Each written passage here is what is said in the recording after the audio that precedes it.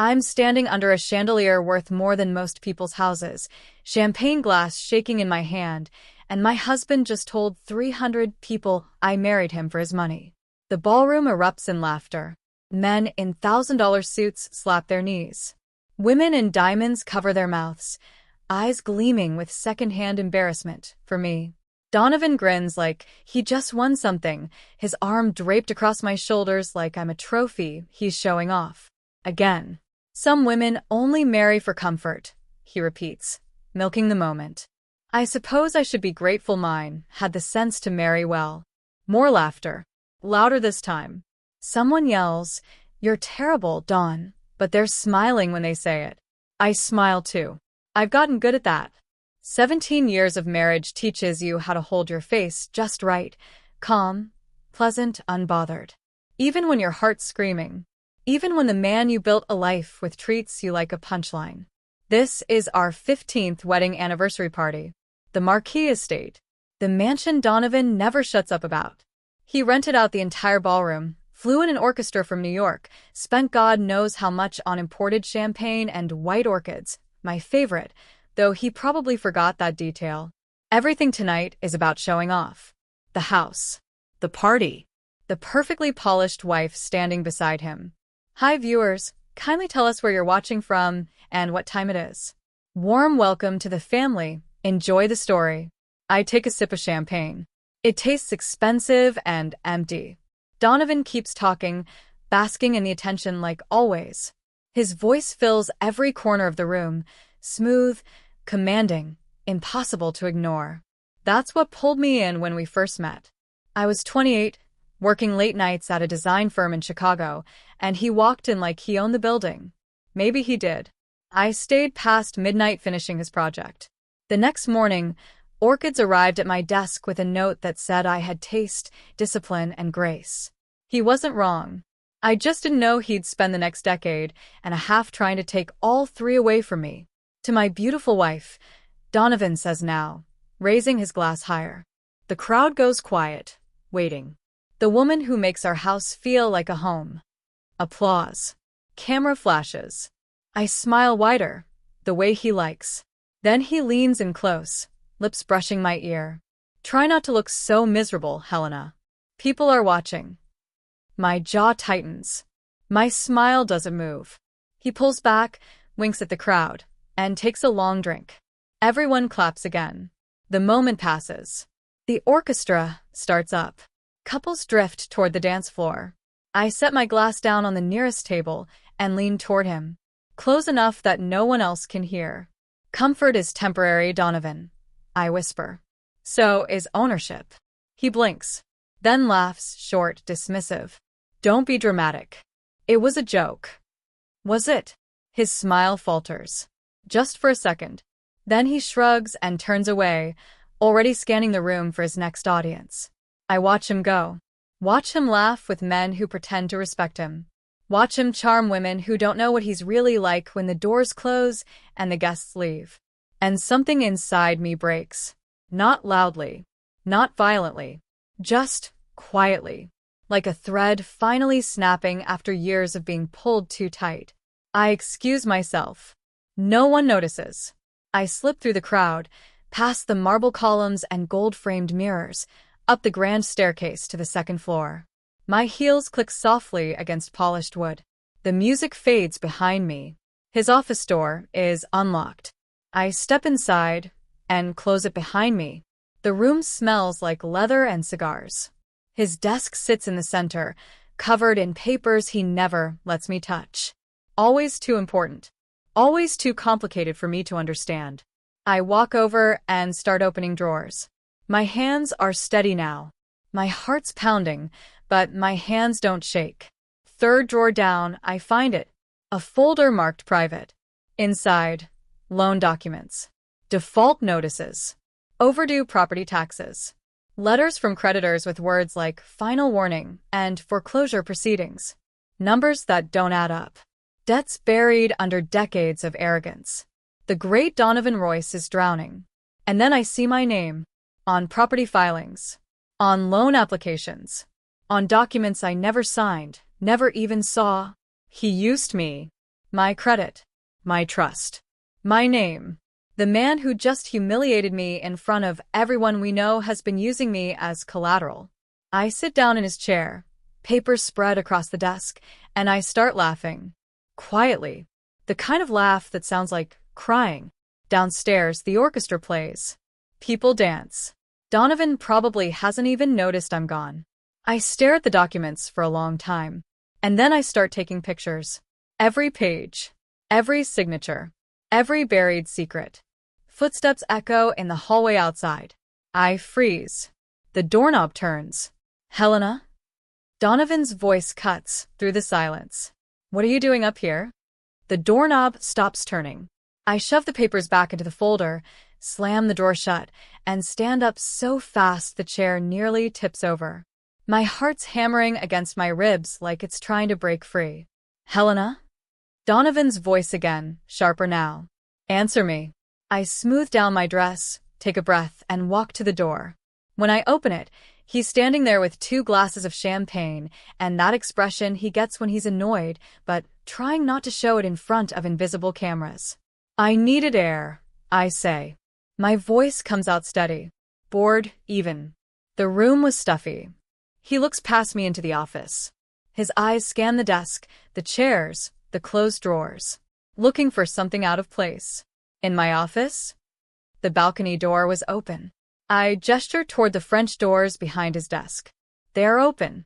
I didn't even notice until now, but the curtains are moving slightly in the breeze. Lucky. He studies my face for 3 long seconds, then hands me a glass. People are asking where you went, he says. It looks bad when the wife disappears at her own anniversary party. Not our anniversary party. Her anniversary party. Like I'm a prop in his show. I'm coming, I say, taking the glass. He leans in, kisses my cheek. It feels like being marked by something cold. Good. Senator Briggs wants to meet you. Smile pretty. Then he's gone, back down the hallway, back to his audience. I stand there holding champagne I don't want to drink, staring at the office I just ransacked, and something fundamental shifts inside me. I'm done smiling pretty. The rest of the night passes in a blur. I shake hands. I laugh at jokes that aren't funny. I stand beside Donovan while he introduces me to men who look through me and women who pity me. Everyone loves him. Everyone thinks we're perfect. Nobody knows he's broke. Nobody knows he's been forging my signature. Nobody knows that in about 6 months, I'm going to own everything he's ever bragged about. But I'm getting ahead of myself. When the last guest finally leaves and the staff starts cleaning up, Donovan loosens his tie and pours himself a scotch in the library. I watch him from the doorway. Hell of a night, he says, not looking at me. Briggs might invest in the downtown project. Could be huge. That's great, I say. He glances over. You seem distracted. Just tired. Well, don't be. We have brunch with the Kellers tomorrow. Wear the blue dress. Not a request. A command. I nod and leave him there, drinking alone in a house that's already slipping through his fingers. Upstairs, I lock the bedroom door and pull out my phone. The pictures I took are still there, dozens of them. Loan agreements. Foreclosure notices. My name on documents I never signed. I scroll through them twice, my hands shaking now that I'm alone. Then I open my contacts and find a name I haven't called in years. Eleanor Duval. She was my mentor when I first started in design. Brilliant, ruthless, and the kind of woman who taught me that power doesn't announce itself. It just takes what it wants and leaves everyone wondering how it happened. She retired 5 years ago after handling estates for half of Chicago's elite. If anyone can help me navigate this nightmare, it's her. I text her. Need to talk. Urgent. 3 dots appear immediately. Eleanor. Tuesday. 10 a.m. My place. Bring everything. I exhale for what feels like the first time all night. 2 days later, I'm sitting in Eleanor's penthouse with copies of every document spread across her glass coffee table. She reads in silence, her expression unreadable, a cup of tea going cold in her hand. Finally, she looks up. He's drowning, she says simply. I know. And he's using you as a life raft. I know that too. She taps one of the documents. This signature isn't yours. None of them are. Eleanor leans back, studying me with those sharp gray eyes that always saw more than you wanted them to. So, what do you want to do about it? I don't hesitate. I want to stop being the person he thinks I am. And who does he think you are? Helpless. Stupid. Grateful. She smiles. It's not a kind smile. Good. Let him keep thinking that. What do you mean? Eleanor sets down her tea and folds her hands. Helena, you have two choices. You can leave quietly, take what you can, and rebuild somewhere else. Or you can rise quietly, reclaim what's yours. Take back everything he's stolen, including your dignity. My throat tightens. How? Precision, she says. You don't fight men like Donovan head-on. You dismantle them piece by piece while they're too busy performing to notice. She pulls out a notepad and starts writing. First, you're going to restart your design firm. Under your maiden name. Quietly. No announcements, no social media. Just work. I nod. Second, you're going to take contracts with his competitors. Build capital. Build leverage. He'll notice. He won't. Men like Donovan don't pay attention to what their wives do as long as dinner's on time and they look good at parties. She's right. I hate that she's right. Third, Eleanor continues, you're going to buy his debts. Through shell companies. Intermediaries. Every time a property goes into foreclosure, every time a creditor comes calling, you'll be the one answering. Quietly. I stare at her. That's insane. That's justice. It'll take months. Maybe years. Eleanor looks at me over the rim of her teacup. Helena, revenge isn't a sprint. It's architecture. And you, my dear, are an architect. I leave her penthouse 3 hours later with a plan, a lawyer, and something I haven't felt in 17 years. Hope. That night, Donovan asks me where I was. Lunch with an old friend, I say, pouring him wine. Anyone I know? I doubt it. He doesn't ask again. Why would he? I'm just his wife. What could I possibly be planning? The next morning, I pull an old portfolio from the back of my closet. The one Donovan told me to throw away after we got married. You don't need to work, he'd said. I'll take care of everything. I open it now and look at my designs, hotels, estates, galleries. Work I loved. Work I was good at. Work I'm about to use to destroy him. I make my first call at 9 a.m. Sinclair Holdings, the receptionist says. How can I help you? I take a breath. I'd like to speak to someone about design contracts. May I ask who's calling? Helena Marsh. My maiden name. It feels strange on my tongue, like putting on old clothes that still fit perfectly. One moment, please. The line clicks. Music plays. My heart pounds. And then a voice. Ms. Marsh? This is David Sinclair. I've heard wonderful things about your work. I smile. I'm glad to hear that, Mr. Sinclair. I think we should talk. 3 weeks later, I'm standing in the lobby of Sinclair Holdings with a portfolio under my arm and a contract in my purse that could change everything. David Sinclair himself walks me through their current projects. A hotel renovation downtown, a private members club in Lincoln Park, a luxury residential tower on the waterfront. All of them need design work. All of them are competing directly with Donovan's developments. Perfect. Your portfolio is exceptional, David says, flipping through my designs. Where have you been hiding? Taking a break, I say smoothly. Family obligations.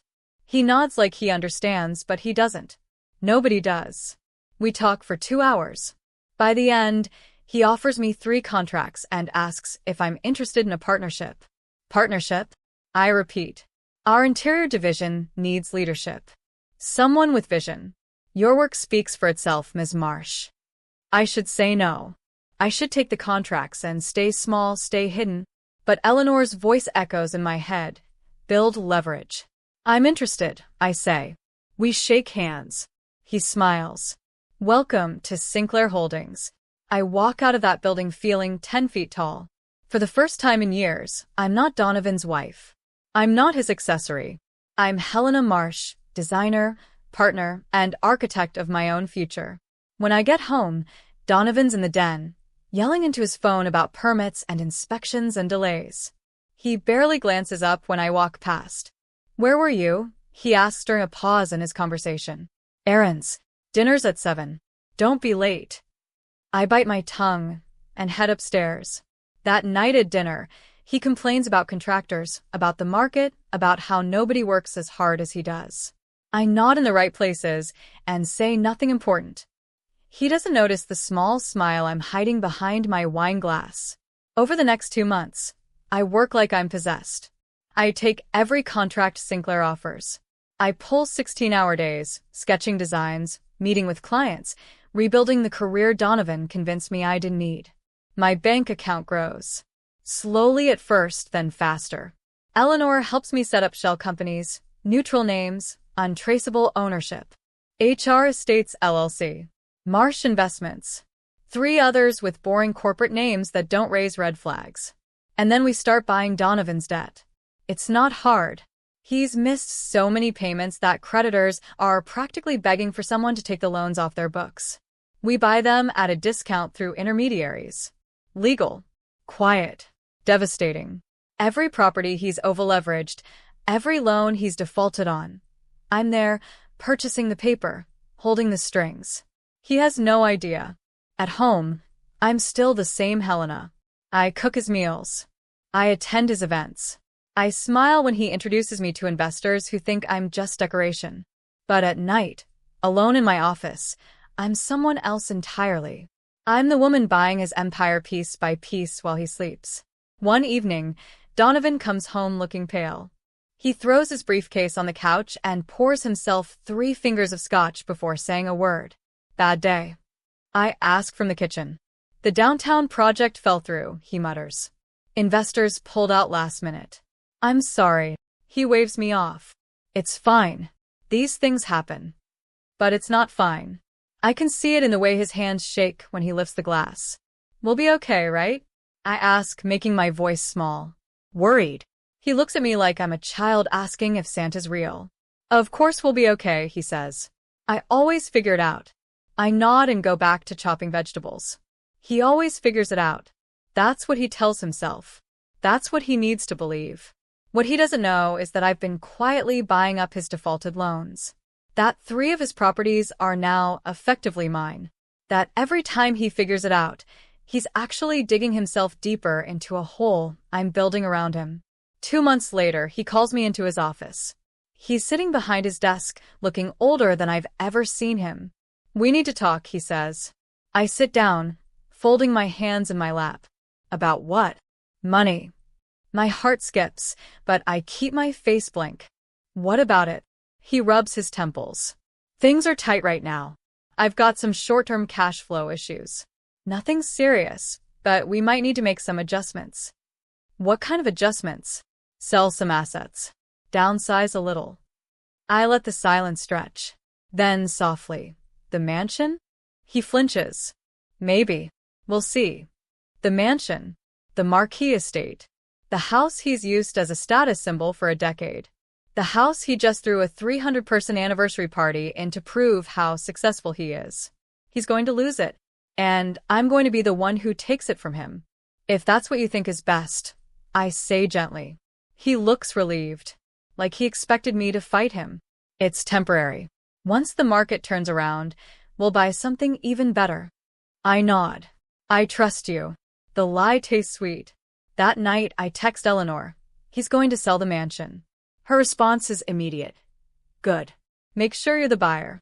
Over the next 4 weeks, Eleanor and I work with a team of lawyers to position HR Estates LLC as a serious buyer. We create a paper trail. We establish credibility. We make it look like a real estate investment firm with deep pockets and legitimate interests. Donovan never suspects a thing. When he lists the mansion, we wait 2 weeks before making an offer. Not too eager. Not too desperate. Just a clean, competitive bid from a company he's never heard of. His realtor presents it to him as a strong offer from a serious buyer. He accepts within 48 hours. The closing is scheduled for 3 weeks later. I attend as Helena Royce, supportive wife, there to sign off on community property documents. Donovan sits across from me at the conference table, looking exhausted but relieved. He thinks he's solved his problems. He thinks selling the mansion buys him time to rebuild. He has no idea he's signing his kingdom over to me. The lawyers shuffle papers. Donovan signs without reading. He's always been too proud, too sure of himself to sweat the details. I sign where they tell me to. My hands don't shake. Congratulations, the realtor says when it's done. Clean sale. Donovan forces a smile. We'll buy something better. I'm sure you will, the realtor says. I say nothing. 3 days later, the final transfer documents come through. The Marquis estate now belongs to HR Estates LLC, which means it belongs to me. I stand in the empty mansion that afternoon, sunlight streaming through the floor-to-ceiling windows, and I let myself feel it. Victory. Not loud, not wild, just quiet, complete, perfect victory. That evening, I call the security company and change all the access codes. Then I move my things back in.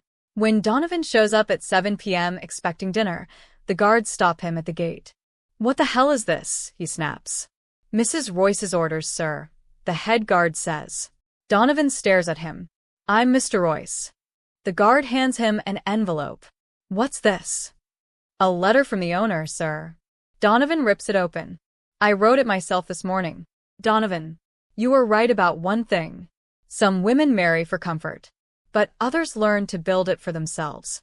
Consider this house a repayment for every public insult, every private silence, and every ounce of pride you mistook for love. Comfort fades. Ownership changes. Dignity endures. Helena. He reads it twice. His face goes white, then red, then something I've never seen before. Broken. The first week after taking back the mansion feels like learning to breathe again. I walk through rooms that used to suffocate me, and now they're just rooms. Beautiful, expensive, mine. I rearrange furniture Donovan never let me touch. I throw out the ugly sculpture his mother gave us that he insisted we display. I open every window and let fresh air chase out 17 years of silence. The house feels different now. Lighter. So do I. Donovan calls 47 times in 3 days. I don't answer once. On day 4, he shows up at the gate again. This time he's calmer. Calculated. He tries charm first. Helena, let's talk about this like adults. The intercom crackles. I'm in the kitchen, watching him on the security monitor. He can't see me, but I can see everything. There's nothing to talk about. I say through the speaker. You can't just steal my house. I didn't steal anything. I bought it. Legally. His charm cracks. This is insane. You're my wife. Was I correct? Divorce papers are being filed tomorrow. Silence. I watch him process this on the tiny screen. His face goes through 5 different emotions in 3 seconds. You'll get nothing, he finally says. I'll bury you in court. With what money, Donovan? You're broke. I own your debts. All of them. The color drains from his face. That's impossible. HR Estates. Marsh Investments. The 3 other companies that bought your defaulted loans over the past 6 months? All mine. I can see him doing the math. Connecting dots he should have seen months ago. You planned this, he says slowly. No. You planned this. I just stopped pretending I didn't notice. He stares at the camera. Helena. Goodbye, Donovan. I cut the feed. He stands there for another 10 minutes, but I don't turn the monitor back on. Eventually he leaves. That night, Eleanor comes over with champagne and Thai food. How does it feel? She asks, settling into the couch that used to be Donovan's favorite spot. Weird, I admit. Good weird, but weird. That's normal. You just rewrote 17 years of your life in 6 months. Did I do the right thing? Eleanor looks at me over her wine glass. Did he do the right thing when he humiliated you in front of 300 people? When he forged your signature? When he used you as collateral and never told you? I don't answer. I don't need to. You didn't destroy him, Helena. You protected yourself. There's a difference. Maybe she's right. Maybe I'll believe that eventually. For now, I just drink my champagne and try to remember what peace feels like. Over the next month, I throw myself into work. Sinclair Holdings loves everything I design. The partnership is thriving. My name, my real name, Helena Marsh, is starting to mean something again in Chicago's design circles. People who forgot I existed are suddenly interested in meetings. At first, it's uncomfortable.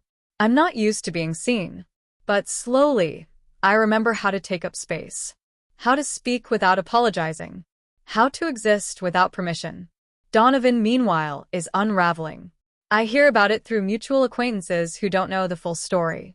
His business is collapsing. Investors are pulling out. Projects are stalling. He's selling everything he is left just to stay afloat. Part of me feels guilty. A small part. The part that still remembers the man who sent orchids and called me his muse. But then I remember the toast. The public humiliation. The forged signatures. And the guilt fades. One afternoon, I'm at a coffee shop reviewing design specs when someone sits down across from me.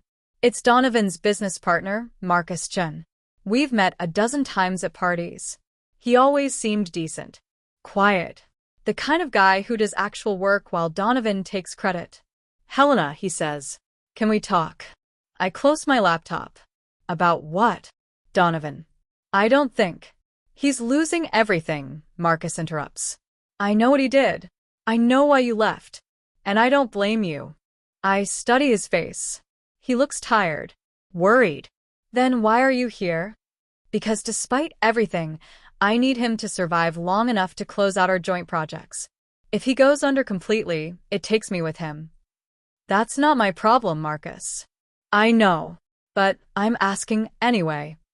He slides a folder across the table. This is a proposal. A payment plan for the debts you own. It'll take 3 years. But it'll clear everything and keep him from bankruptcy. I don't open the folder. Why would I do that? Because you're not cruel. You're angry. There's a difference. We sit in silence for a long moment. Finally, I take the folder. I'll think about it. That's all I'm asking. He leaves. I sit there with cold coffee and Marcus's folder and a decision I don't want to make. That night, I talk to Eleanor. What do you think? I ask. She shrugs. What do you want to do? I don't know. Part of me wants to watch him crash and burn. Part of me just wants this to be over. Then end it. On your terms. I look at the folder again. At the numbers. At the plan that would let Donovan keep some dignity while I keep everything I've built. If I do this, I say slowly, I want something in return. What? A public apology. On record. Admitting everything he did. Eleanor smiles. Now you're thinking like a winner. The next day, I call Marcus back. I'll accept your proposal, I tell him. On one condition. Name it. Donovan signs a legal affidavit admitting to forging my signatures, using my credit without permission, and publicly humiliating me. It gets filed with the court as part of our divorce proceedings. Silence on the other end. He'll never agree to that, Marcus finally says. Then we don't have a deal. More silence. Let me talk to him. You have 48 hours. I hang up. 2 days later, Marcus calls back. He'll do it, he says quietly. But he wants to deliver the apology in person. Absolutely not. Helena. Written statement. Notarized. Or no deal. Marcus sighs. Okay. I'll send it over. 3 days later, a courier arrives with documents. I read them twice. Donovan's signature is at the bottom, shaky but real. Above it, 3 paragraphs admitting everything. The forgery. The debt. The humiliation. All of it. I sign the payment plan agreement and send it back. It's done. That evening, I stand in the mansion library, Donovan's favorite room, and I let myself feel the weight of it all. I didn't destroy him. I didn't have to. He destroyed himself. I just made sure I survived it. And now I get to decide what comes next. I pour myself a drink and walk out onto the terrace. The city spreads out below me, lights glittering in the dark. Somewhere out there, Donovan is probably drinking too, probably cursing my name. But up here, in the house he thought defined him, I'm finally free. What would you do if someone spent years making you feel small? Would you walk away quietly, Or would you take back what's yours? 6 months after the divorce is finalized, I'm sitting in my office, the same office where I found Donovan's secrets, signing contracts for the mansion's transformation. It's not going to be a home anymore. Not mine, not his, not anyone's private kingdom. It's going to be something better. A sanctuary. I hired an architect, brought in contractors, and spent 3 months planning every detail. The mansion will become a retreat for women rebuilding their lives after betrayal. Artists who need studio space.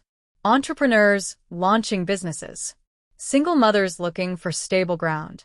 Women who've been knocked down and need somewhere safe to stand back up. The ballroom where Donovan humiliated me. Art gallery and event space. His office? Business incubator. The master bedroom where I spent 17 years shrinking myself? Converted into 4 smaller rooms for residents. Every corner of this place that once felt like a prison is being rebuilt into possibility. Eleanor helps me set up the foundation. We call it Royce Manor Recovery. The irony isn't lost on either of us. You're turning his legacy into your mission, Eleanor says, reviewing paperwork. That's poetry. It's practical, I counter. The building was going to waste. She smiles. Sure. Practical. The first residents move in 3 months later. 7 women, all different ages, different stories, same need, a place to start over without judgment. I meet them in the entrance hall on their first day. Welcome to Royce Manor, I say. This house has a complicated history, but its future is yours. Use it well. A woman named Claire, mid-40s, with paint-stained hands, speaks up. Why are you doing this? I consider the question. Because someone once told me I only married for comfort. I'm proving that some of us build it instead. Claire nods. She gets it. They all do. Over the next few months, the mansion transforms. Canvas and easels appear in the gallery. Business plans cover the incubator desks. Laughter, real laughter, echoes through hallways that once held only performance and pretense. I host a small fundraiser one evening. Nothing like Donovan's spectacles. Just 50 people, good wine, and art from our residents on display. David Sinclair shows up along with other business partners. Eleanor brings her network. Marcus Chin even makes an appearance. This is incredible, Helena, Marcus says, looking around. You've really done something special here. We've done something special, I correct. Every woman here is building this alongside me. He smiles. Donovan asked about you last week. I pause. What did he say? He wanted to know if you were happy. What did you tell him? I said I didn't know. But judging by tonight, I think I can guess. I don't ask anything else about Donovan. There's nothing left to say. Later that night, after everyone leaves, I walk through the empty gallery. Paintings line the walls, vibrant, raw, honest work from women who've found their voices again. One piece catches my eye. A portrait titled Reconstruction. It shows a woman's face, half in shadow, half in light. The light side is smiling. I stare at it for a long time. Then I hear footsteps behind me. That's mine, Claire says, walking up beside me. Do you like it? I love it. I say honestly. What inspired it? She's quiet for a moment. I spent 20 years married to someone who told me I had no talent. After he left, I had to remember who I was before him. This is that process. Half still stuck in darkness. Half learning to live in light. My throat tightens. It's perfect. You bought the darkness, she says softly. Now you're building the light. That takes guts. I don't trust myself to speak, so I just nod. She squeezes my shoulder and walks away. I stand there alone, looking at the painting, and something settles inside me. This is what justice looks like. Not revenge. Not destruction. Transformation. The following week, I'm reviewing applications for new residents when my assistant knocks. Someone's here to see you, she says. He says his name is Donovan Royce. My stomach drops. Tell him I'm busy. I did. He says he'll wait. I close my eyes. Take a breath. Fine. Send him up. I don't know what I expect. Anger, maybe. Demands. Threats. What I get is something worse. Humility. Donovan walks into my office looking like someone carved out his insides. His suit is cheaper than what he used to wear. His confidence is gone. He looks small. Helena, he says quietly. You have 5 minutes. He sits down uninvited. I wanted to see what you've done with the place. Now you've seen it. Goodbye. Wait. He holds up a hand. Please. I lean back in my chair and wait. I was wrong, he says. About everything. About you. About what mattered.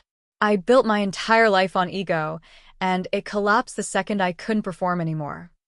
Is there a point to this, Donovan? The point is I'm sorry. Really sorry. Not because I lost everything, but because I never saw you. The woman who made everything I had worth having. And I threw you away like you were nothing. I watch him carefully, looking for the trick, the angle, but there isn't one. He's just broken.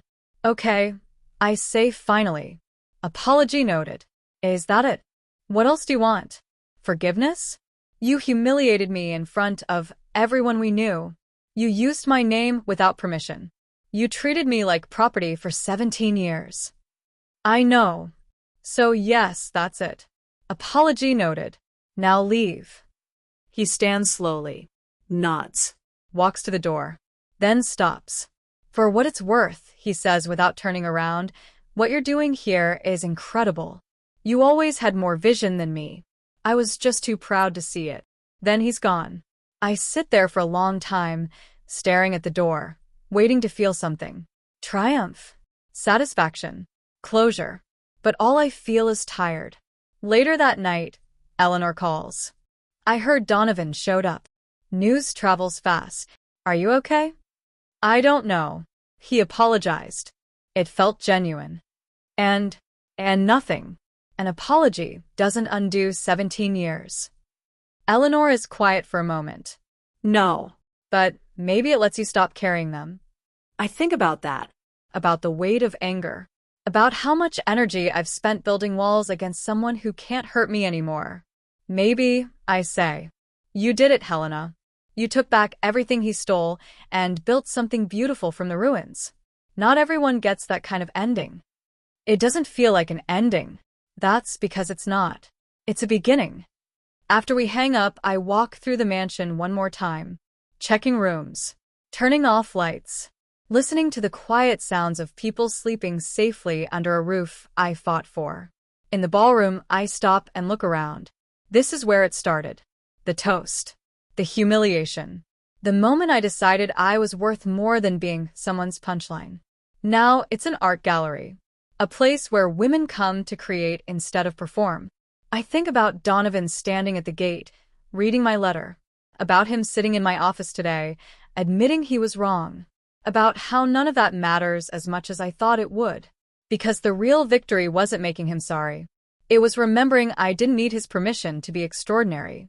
I turn off the last light and head upstairs to my apartment. Small, comfortable, mine.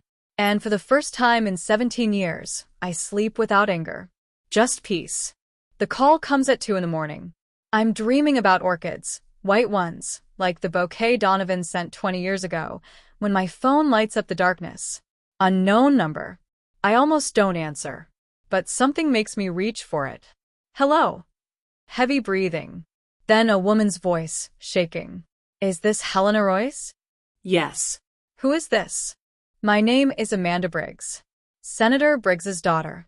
I need help. I sit up, suddenly awake. What kind of help? I heard about what you did. How you got away from your husband. How you took back your life. Her voice cracks. I need to do the same thing. My heart pounds. Are you safe right now? I'm in my car, outside my house.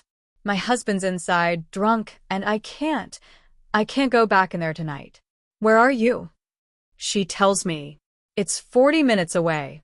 Stay in your car. Lock the doors. I'm coming to get you. I throw on clothes, grab my keys, and I'm out the door in 3 minutes. Eleanor answers on the first ring. What's wrong? I'm picking up a woman who needs help. Can you meet me at the manor in an hour? On my way. The drive feels endless. When I finally pull up to the address, I see a Mercedes parked under a streetlight, a shadow hunched in the driver's seat. I tap on the window gently. Amanda looks up. She's younger than I expected, maybe 30, with a black eye she's tried to cover with makeup and hands that won't stop shaking. She unlocks the door. "Get in my car," I say softly. "You're safe now." She hesitates, looking back at the house. A light's on in the second-floor window. "He'll know I left," she whispers. "Let him know. You're not going back." Something shifts in her face. She grabs a small bag from the passenger seat and follows me. We drive in silence for 10 minutes. Then she speaks. "My father talks about you sometimes. About what you did to Donovan Royce. He says you're ruthless." I glance at her. "What do you think?" "I think you're the only person who might understand." "Tell me what happened." She does. 3 years of marriage. Escalating control. Isolation from friends and family. Violence that started as pushing and ended with her hiding in her car at 2 a.m. The same story, different details. By the time we reach the manor, Eleanor's already there with coffee and a spare bedroom ready. Amanda stands in the entrance hall, looking around with wide eyes. "This is beautiful. It's yours for as long as you need it," I say. "I can't pay." "I'm not asking you to." She starts crying then. Not sad crying. Relief crying. Eleanor guides her upstairs while I stand in the foyer, remembering another night, another woman who needed somewhere safe. Me, 17 years ago, with nowhere to go but forward. The next morning, Amanda joins me for coffee. The bruise on her face looks worse in daylight. "What happens now?" she asks. "Now you decide what you want your life to look like. And we help you build it." Just like that. Just like that. She's quiet for a long moment. "Why are you doing this?" I think about Donovan's toast. About standing in that ballroom, champagne glass trembling, humiliation burning through my veins. Because nobody helped me when I needed it. I had to figure it out alone. No woman should have to do that. Amanda nods. "What if he comes looking for me?" "Let him try. We have lawyers, security, and a network of women who've survived men like him. You're not alone anymore." Over the next few weeks, Amanda transforms. She starts therapy. She files for divorce. She takes a class in graphic design, something she loved before her husband convinced her she wasn't talented. She's not the only one. By the end of the year, Royce Manor houses 15 women, each with their own story, each rebuilding their life one day at a time. I watch them gather in the kitchen some mornings, laughing over coffee, sharing job leads and childcare tips and small victories. This is what I wanted. Not revenge. Not Donovan's suffering. This. One afternoon, I'm in the garden when Claire finds me. "Helena, there's a reporter at the gate. Says she wants to interview you about the manor." My stomach tightens. "Tell her no." "I already did. She said she'll wait." I sigh and head to the gate. The reporter is young, eager, holding a recorder like a weapon. "Ms. Royce, I'm writing a piece about women who've transformed personal trauma into social change. Your story is incredible. Can we talk?" No comment. "Just 5 minutes. People need to hear about what you're doing here. The women here need privacy, not publicity." "What about your ex-husband? Sources say he's working 3 jobs just to make rent. Do you feel responsible for his downfall?" Something cold moves through me. Donovan Royce is responsible for Donovan Royce. I'm responsible for the women inside these gates. That's all I have to say. I turn to leave. "One more question," she calls out. "Do you think you took it too far?" I stop. Turn back. Do I think I took it too far by refusing to be humiliated anymore? By protecting my financial future? By building something that helps other women do the same? I pause. No. I think I took it exactly far enough. I walk away before she can respond. That night, Eleanor calls. "The article's going to run anyway. With or without your cooperation. Let it run. I'm not ashamed of anything I've done." Good. Because you shouldn't be. But later, alone in my apartment, I wonder if she's right. Did I take it too far? Donovan destroyed himself, yes. But I helped. I bought his debts. I maneuvered him into selling the mansion. I watched him fall and didn't reach out a hand. Is that justice or cruelty? I don't know anymore. The article publishes 2 weeks later. The headline reads, "From Victim to Victor: How Helena Royce Built an Empire on Her Ex-Husband's Ruins." The piece is surprisingly balanced. It tells my story, Donovan's fall, and the manor's mission. Comments flood in, some supportive, some vicious. She's a hero. She's vindictive.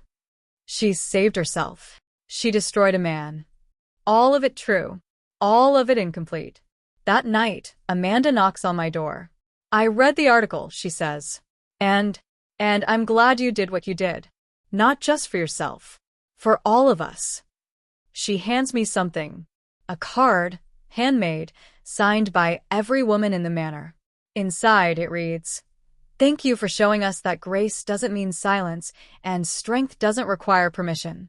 I read it 3 times. Maybe I don't need to know if I went too far. Maybe I just need to know I went far enough. The next morning, I find Donovan standing outside the gate again. But this time, he's not asking to come in. He's just standing there looking at the sign, Royce Manor, a place of new beginnings. I watch him from my window. He stays for 5 minutes. Then he gets in his car and drives away. I never see him again. What would you do if rebuilding yourself meant someone else had to fall? Is there a line between justice and revenge, or are they just 2 names for the same thing? Spring comes to Royce Manor like a promise. The gardens bloom. The residents plant vegetables in beds where Donovan used to showcase imported roses. The fountain he spent $40,000 restoring becomes a gathering place for evening conversations and Sunday brunches. Everything that was performance becomes presence. I'm reviewing applications for new residents when Marcus calls. "Helena, I need to tell you something." His voice sounds strange. "Careful." "What is it?" "Donovan's in the hospital." My stomach drops. "What happened?" "Heart attack." "He's stable, but it was close." I sit down. "Is he going to be okay?" "Doctors think so." "But Helena, he's asking for you." No. "Just hear me out." I said no, Marcus. Whatever he needs to say, he can write it down. I'm not going to his bedside like some reconciliation scene from a movie. Silence on the other end. "He's different now," Marcus says quietly. "Broken. Humbled. He's not the man you left." Good. That man deserved to be left. I'm not asking you to forgive him. I'm asking you to give him closure. For your own sake, not his. I close my eyes. I'll think about it, but I already know I won't go. That night, I dream about the hospital. About walking into a sterile room and finding Donovan small and frail in a bed that's too big. About him reaching for my hand and me pulling away. I wake up angry at myself for caring at all. Eleanor comes over for lunch the next day. I tell her about the call. "Are you going?" she asks. No. "Why not?" "Because I don't owe him anything. Not my time, not my forgiveness, not my closure." "This isn't about what you owe him. It's about what you owe yourself." I look at her sharply. "What does that mean?" "It means you've spent 2 years building something beautiful out of pain. But you're still carrying him around like unfinished business. Maybe seeing him, seeing what he's become, would let you finally put him down. Or maybe it would just hurt again. Maybe. But isn't that better than wondering?" I don't answer. 3 days later, I drive to the hospital. I don't tell anyone. I don't plan what I'll say. I just go. The nurse directs me to room 412. I stand outside the door for 5 full minutes before knocking. "Come in," a weak voice calls. I push open the door. Donovan looks like a different person. Thinner. Grayer. Smaller. The man who once filled every room he entered now barely takes up half a hospital bed. "Helena," he says, surprised. "You came." "I'm here. That's all I'm promising." He gestures to the chair beside his bed. I sit, but I keep my purse in my lap, ready to leave. "Thank you," he says. "For what?" "For coming. For not letting me die without seeing you one more time." "You're not dying, Donovan. You had a heart attack. You'll recover." Maybe. But dying or not, I needed to say something. I wait. He takes a breath. It sounds painful. I ruined the best thing in my life because I thought I was the best thing in my life. And by the time I realized you were, it was too late. Yes. It was. I don't want your forgiveness. I don't deserve it. I just want you to know that everything you've become, the manner, the women you help, the empire you built, that's who you always were. I just spent 17 years trying to make you small enough to fit inside my ego. Tears sting my eyes. I hate that they do. Why are you telling me this? Because you deserve to hear that you were never the problem. I was. And I'm sorry I made you waste so many years proving it. We sit in silence. Then I stand. I hope you get better, Donovan. Not for me. Not for us. Just for you. Because the man you are now might actually be worth saving. I leave before he can respond.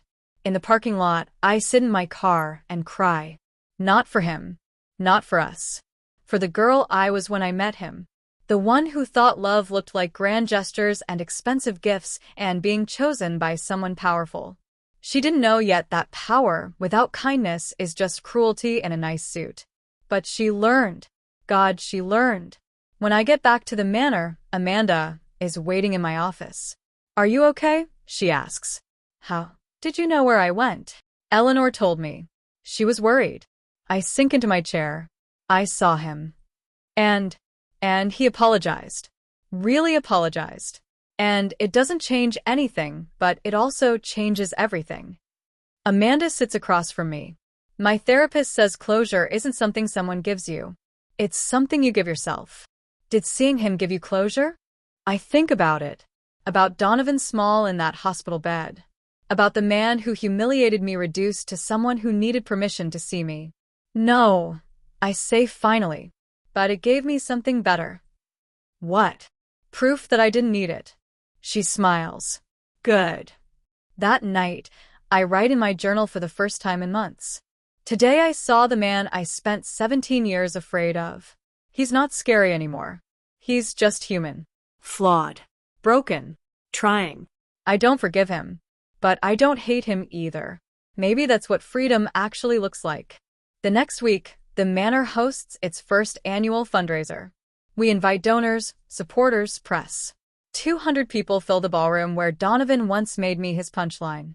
I stand at the podium, looking out at faces I know and faces I don't. 3 years ago, I stood in this room and someone made me feel worthless. I begin. Tonight, I'm standing here to tell you that no one can make you worthless unless you believe them. And I stopped believing. Applause fills the space. Royce Manor exists because women deserve places that believe in them when they can't believe in themselves. We've housed 43 women in 3 years. Every single one has rebuilt her life. Not because I saved them. Because they saved themselves. We just gave them space to do it. More applause. I raise my glass. To every woman who's ever been told she's too much or not enough.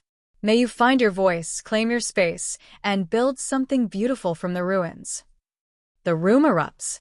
Later, as guests mingle and music plays, I step out onto the terrace. The city glitters below. The same view Donovan loved because it made him feel powerful. I love it because it reminds me I survived. Marcus finds me there. Beautiful speech, he says. Thank you. Donovan watched it. We set up a live stream in his hospital room. My heart skips. Why would you do that? He asked. I thought he deserved to see what you built. What did he say? Marcus smiles sadly. He said, she was always the strong one. I just never let her know. I don't respond. I just look out at the lights. He's getting out tomorrow, Marcus adds. Starting outpatient therapy. Trying to rebuild. Good. He wanted me to tell you something. What? He's proud of you. I laugh. It sounds bitter. I don't need his pride. I know. But I think he needed to give it. After Marcus leaves, I stand alone under the stars. Somewhere in this city, Donovan is learning to be small. Learning to rebuild without an audience. And up here, I'm learning that revenge was never the point. The point was remembering I never needed his permission to be extraordinary. I already was. Do you think some people deserve second chances, or are some mistakes too big to forgive? Drop your thoughts below. 6 months after the fundraiser, Royce Manor is thriving. We've expanded to house 25 women. We've added a legal clinic, a career counseling program, and a childcare co-op. 3 of our former residents now work on staff, paying forward the help they received. The mansion that was once a monument to one man's ego is now a testament to collective strength. I'm proud of it, but I'm tired too. Running a nonprofit is different from running a design firm. It's endless needs, limited resources, and constant emergencies. Someone's car breaks down. Someone's ex violates a restraining order. Someone has a panic attack at midnight and needs to talk. I handle it all because I have to, because they need me. But some days I wonder who's handling me. It's Eleanor who finally calls me out. "You're burning out," she says over coffee one Tuesday morning. "I'm fine."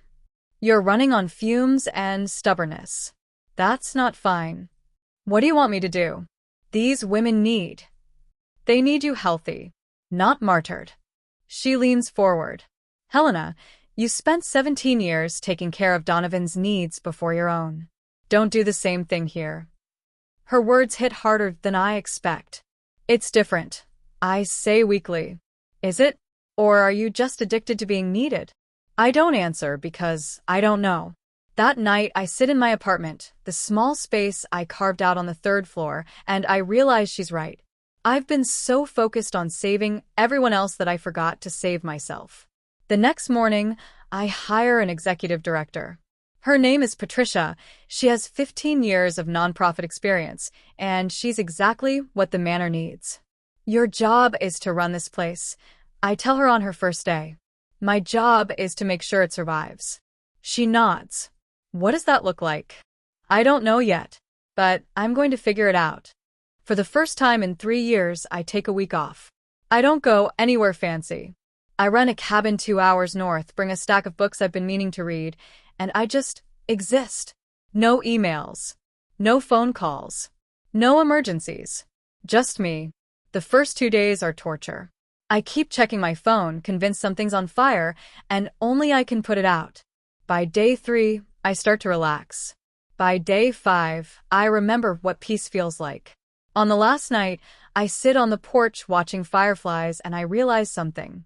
I've spent 3 years building a sanctuary for other women. But I never built one for myself. Royce Manor was supposed to be my freedom. Instead, it became another cage. Beautiful. Meaningful. But still a cage. I drive back to Chicago with a decision made. I'm not leaving the manor. But I'm not disappearing into it either. Patricia's doing great work. The residents are thriving. The programs are running smoothly. It's time for me to figure out who Helena is when she's not fixing someone else's life. I restart my design firm. For real this time. Not as a side hustle or a financial strategy, but as something I love. Within a month, I have 3 new clients. Within 3 months, I'm booked solid. I design a boutique hotel in Milwaukee, a penthouse in Manhattan, a community center in Detroit that reminds me why I fell in love with this work in the first place. I'm creating again. Not performing. Not surviving. Creating. One afternoon, I'm presenting designs to a client when I notice someone watching from across the street. Donovan. He's leaning against a building, hands in his pockets, looking thinner but healthier than the last time I saw him. Our eyes meet. He raises a hand. Not waving. Just acknowledging. I nod back. Then I return to my presentation. When I finish an hour later, he's gone. That night, I get an email from an address I don't recognize. Subject. From Donovan. I almost delete it, but curiosity wins. "Helena, I saw you today. You looked happy. Really happy. Not performing happiness for someone else. Just happy." "I'm glad. I'm working as a project manager now. Nothing glamorous, but honest work. I'm learning to be okay with ordinary. I don't expect you to respond. I just wanted you to know that watching you thrive is the only good thing I've done in the last 5 years. You were always extraordinary. I just spent too long trying to convince you that you weren't. I won't bother you again." D. I read it twice. Then I close my laptop and pour myself wine. He's right. He won't bother me again. Not because he promised, But because he doesn't matter anymore. Not in anger. Not in vindication. Just not. And that feels like the truest freedom I've ever known. The following month, Claire's art show opens at a gallery downtown. All the residents attend. We dress up, drink cheap wine, and celebrate a woman who 6 months ago didn't believe she had any talent worth showing. her paintings sell. Not all of them. But enough. Afterward, we gather at a diner, 12 women crammed into a booth meant for 6, laughing too loud and staying too late. Amanda leans over and whispers, "Is this what happy looks like?" I look around the table, at faces that were broken when I met them, at women who've rebuilt themselves piece by piece. "Yeah," I say. "I think it is." We stay until the diner closes. Then we walk back to the manor together, arms linked, voices echoing through empty streets. When we reach the gates, I stop and look up at the building. 3 years ago, I stood here reclaiming stolen ground. Tonight, I'm just coming home. Not to a monument. Not to revenge. Just home. Later, alone in my apartment, I write one more journal entry. Today, I realize something. I spent so long fighting to take back what was mine that I forgot to ask what I actually wanted. Turns out it wasn't the mansion, or the money, or even the satisfaction of watching him fall. It was this: space to breathe, permission to create, a life that belongs to me. I won, not because I destroyed him, but because I remembered myself. And that's the only victory that ever really mattered. I close the journal and turn off the light. Tomorrow I have designs to finish, residents to check on, a life to live. But tonight I just sleep. Deep. Dreamless. Free. Have you ever fought so hard to win that you forgot what winning actually meant? Tell us in the comments. The call comes on a Tuesday morning in October. Helena Royce? An unfamiliar voice asks. Yes. This is Greenwood Memorial Hospital. You're listed as an emergency contact for Donovan Royce. My coffee cup stops halfway to my mouth. What happened? He's had another cardiac episode. More serious this time. He's asking for you. I'm not. We're divorced. There must be a mistake. You're the only contact in his file, ma'am. I sit down slowly. Is he going to make it? A pause. The next 48 hours are critical. After I hang up, I sit in my kitchen staring at nothing. For years since the divorce. 18 months since his last hospital visit. I thought we were done. I thought I'd moved on. But apparently some threads never fully cut. Eleanor answers on the second ring. Please tell me you're not going. I don't know yet. Helena. He's dying, Eleanor. Alone. With no one but his ex-wife to call. That's not your responsibility. I know. But what if I don't go, and I regret it? What if you do go, and it sets you back 3 years? Fair point. I spend the rest of the day distracted. Snapping at Patricia during a budget meeting. Forgetting a design deadline. Staring out windows. That evening, Amanda finds me in the garden. Eleanor told me, she says, sitting on the bench beside me. Of course she did. Are you going? Would you? If it was your ex. She thinks about it. I don't know. Part of me would want him to die alone. Part of me would feel guilty forever if he did. That's where I am. What does your gut say? I close my eyes. My gut says I don't owe him anything. But my gut also says I'll wonder what he wanted to say for the rest of my life if I don't go. Then you have your answer. The hospital is cold and smells like disinfectant and fear. I take the elevator to the cardiac unit, hands shaking slightly. Room 502. The door's half open. I knock anyway. Come in, a nurse says. Donovan's hooked up to more machines than last time. His skin is gray. His breathing labored. But his eyes are clear when they find mine. You came, he whispers. I came. The nurse checks his vitals and leaves us alone. I sit in the chair farthest from his bed. They said it's bad this time, he says. They said it's serious. Same thing. He tries to smile. It doesn't reach his eyes. I'm glad you're here. Why did you list me as your emergency contact? We're divorced. We haven't spoken in over a year. You're the only person I trust to decide whether I deserve to be saved. The words hit like a slap. That's not fair, Donovan. I know. Nothing about us was ever fair. We sit in silence. Monitors beep. Somewhere down the hall, someone's crying. Why did you want to see me? I finally ask. To tell you I'm proud of what you've built. To say I'm sorry one more time.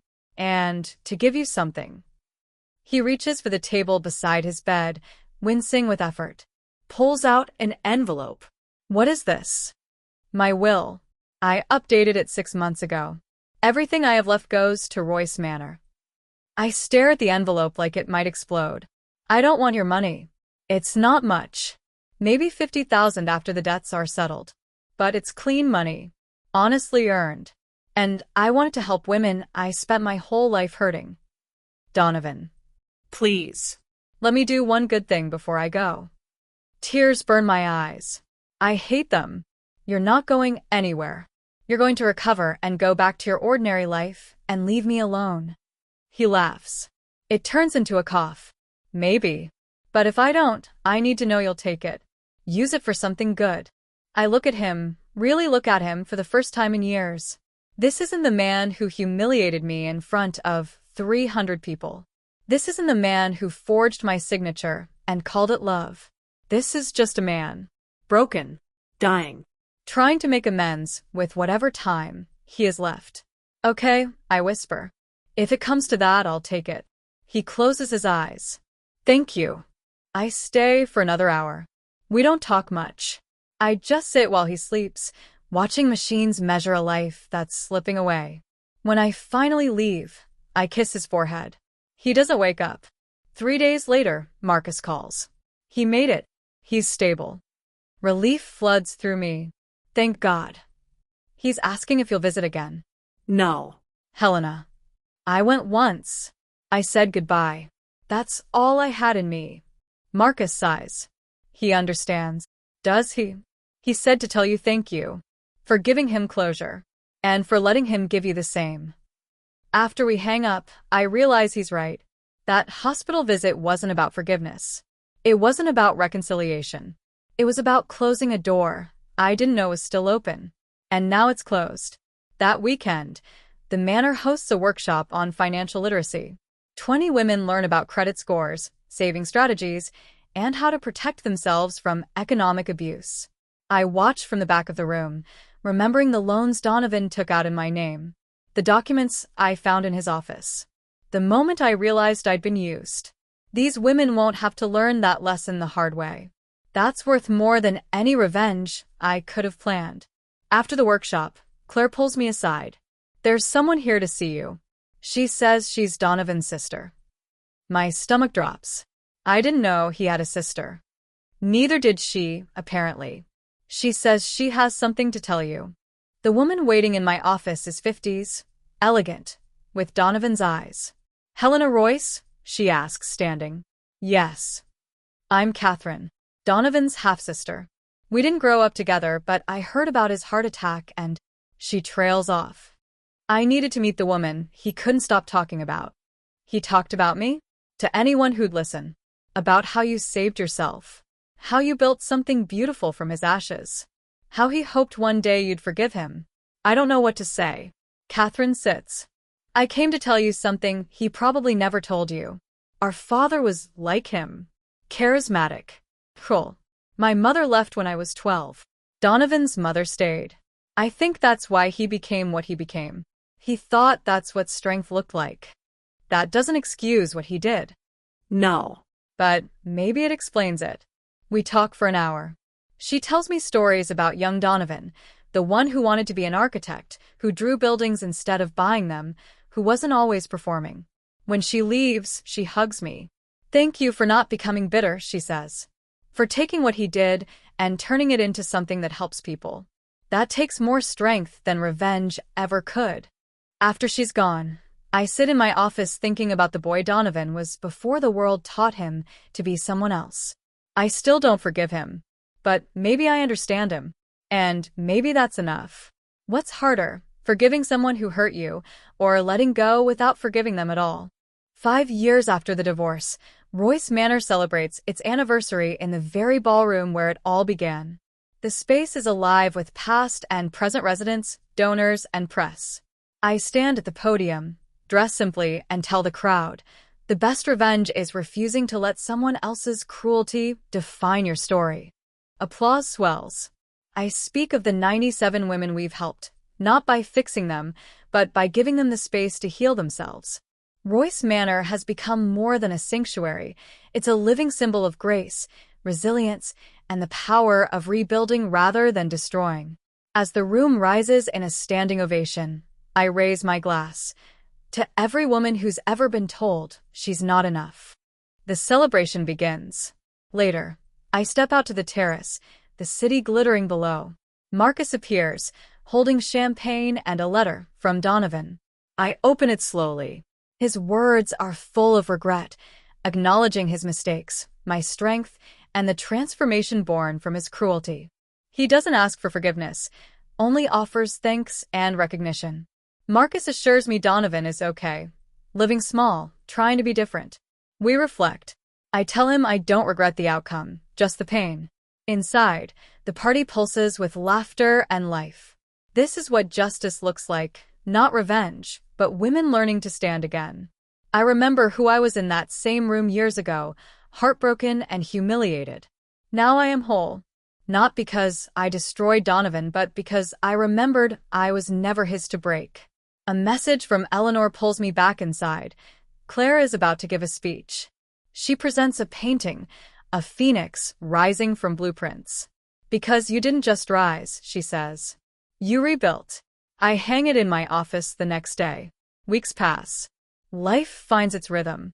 The manor welcomes new residents and embraces returning ones. My design firm grows, steady and fulfilling. One afternoon, I'm interrupted. Jennifer Royce, Donovan's mother, has arrived unannounced. I haven't seen her since the divorce, when she blamed me in a harsh letter. Now she apologizes. She admits to raising Donovan wrong, to valuing image over substance, to teaching him strength as dominance. She confesses her failure, acknowledges my grace, and gives me a donation, $250,000 for the manor. Her attempt at repair. I'm stunned. After she leaves, I sit, staring at the check, at the phoenix painting, at the life I've built. I realize this was never about Donovan. It was about reclaiming my worth, rebuilding from the ashes, and choosing transformation over vengeance. That night, I gather the current residents. We just received a major donation, I announce. But before we decide how to use it, I want to ask, what would have helped you most when you arrived? The ideas pour in: legal help, therapy, job training, childcare. We dream together, bold and unafraid. A month later, we break ground on the expansion. Former residents help. Local businesses contribute. The story spreads, not as revenge, but resilience. A national magazine interviews me. They ask, "Do you hate your ex-husband?" I answer honestly, no. I hate what he did. But him? He's just a man living with the consequences of his choices. My journey is about helping women avoid wasting 17 years like I did. The article titles me, "The Woman Who Turned Humiliation into Hope." Donovan texts, "Thank you." I don't respond. But I don't delete it. 6 months later, the expansion is finished. Royce Manor now houses 40 women. Legal and mental health services thrive. Our job training program partners with 50 businesses. We're not just surviving, we're thriving. And so am I. I'm designing spaces with meaning, mentoring others, and dating someone kind, someone who sees me without needing to control me. I'm happy. Genuinely, deeply happy. One evening, I find a new resident, Sarah, crying in the garden. A black eye, 2 kids, 3 days into a new life. She whispers she doesn't know how to start over. I take her hand. You don't need to be strong. You just need to be brave enough to ask for help. Strength comes later. She asks if I felt like this when I left. I tell her the truth. Yes. I was broken and terrified. But now, I'm more than okay. And she will be too. One day, she'll wake up and realize she's living again. We sit together until sunset. This is why I built this place, not to punish Donovan, but to save the versions of me still trembling in ballrooms, still wondering if they're enough. They are. They always were. They just needed someone to remind them. 2 years later, I speak at a women's leadership conference. A grand ballroom. A podium. All eyes on me. For a moment, I'm back at the anniversary party. Then I begin. 7 years ago, someone made me a punchline in a room like this. Becoming someone's joke was the best thing that ever happened to me. The room stills, because it forced me to ask, who am I when I'm not performing? When I stop trying to be enough and just exist? Silence deepens. I continue. You don't need permission to be extraordinary. You don't need approval to reclaim your power. You are enough. You always were. You just forgot. Applause erupts. Afterwards, women line up to talk, to share, to connect. I listened to everyone because once I needed someone to listen and no one did. So I became that person. That's the true victory, not the mansion, the money, or even the transformation. It's standing here, whole and healed, helping others do the same. That night, I returned to Royce Manor. Light and laughter spill from windows. I pause at the gates where Donovan once read my letter and lost everything. But I'm not thinking about him. I'm thinking about who I was. Who I've become. The women rising alongside me. I walk through the gates, through the front doors, into the same entrance hall where everything began. And I'm home. Not in a building. Not in revenge. Not in recognition. Home in myself, where I always belonged. So now I ask you, if you had the chance to rebuild your life, what would you create? Would you stay trapped in the past, or rise toward your future? Share your thoughts below. Tag someone who needs this. Subscribe for more stories of strength, resilience, and rebirth. Because we all have a ballroom moment. A time we were made small. But what we build after. That's power. That's grace. That's the real story. And it's yours now.